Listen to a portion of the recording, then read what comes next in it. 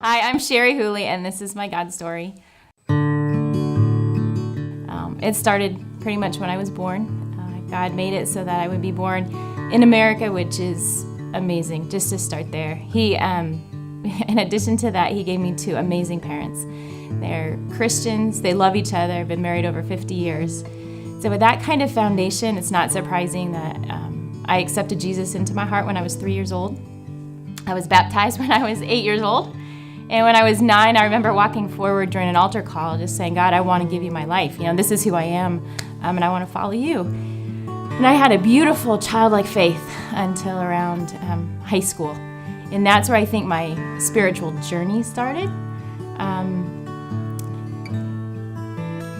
I had modeled for me unconditional and selfless love. My parents, every day that I was growing up, I had that, and it's such a blessing that I took for granted. And when I was in high school, I was going to test that. I was going to test that unconditional love. I was going to test God's unconditional love. God gave me an ability to play sports, and I played when I was young because I loved it. I loved the game. I just loved being outside. I loved playing. And in high school, it changed. So I didn't see what I was accomplishing. I saw what I wanted. And I went down this deep path, and it was dark. It was miserable, and I had every reason to be happy, and I wasn't. I would study 4 to 6 hours a night on my homework because I wanted to be the best. Again, like from sports, it went to academics, and I wanted to be number one academically. And God gave me the ability to do it, but not easily.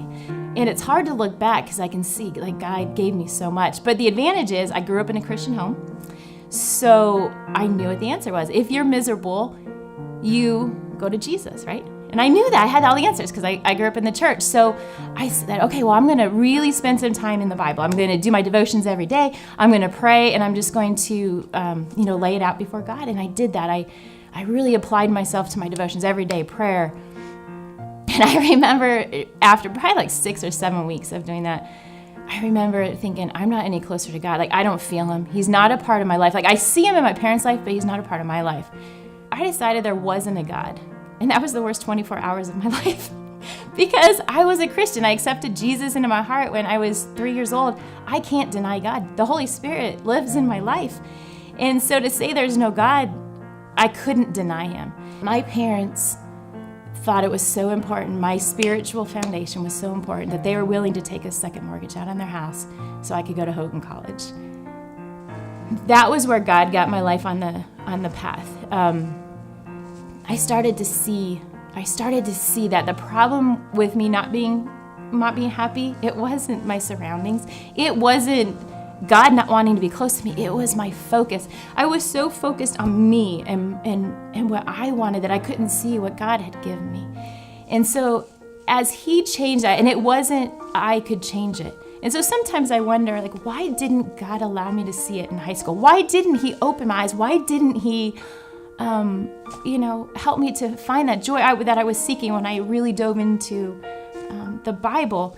And I think he wanted my heart first. And when I started to give him my heart, that's when he started to open my eyes.